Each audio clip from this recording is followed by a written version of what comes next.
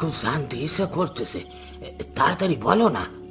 আমার বয়স যখন 25 বছর, আমার চাচাতো ভাই ফিরোজের সাথে এক দুর্ঘটনা ঘটে যায়।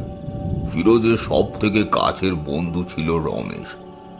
ফিরোজ তার জমি বিক্রি করে রমেশকে শহরে পাঠায় ব্যবসা করার জন্য।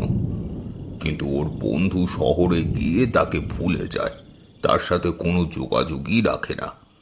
কিন্তু ফিরোজ রমেশকে খুব ভালোবাসতো। ছ্যা ছ্যা ছ্যা ছ্যা ছ্যা, কেমন স্বার্থপর বন্ধু! যেই বন্ধু সাহায্য করলো তারই কিনা ভুলে গেল। তারপর কি হলো খুড়ো? আচ্ছা শোন, এভাবে কয়েক বছর কেটে যায়।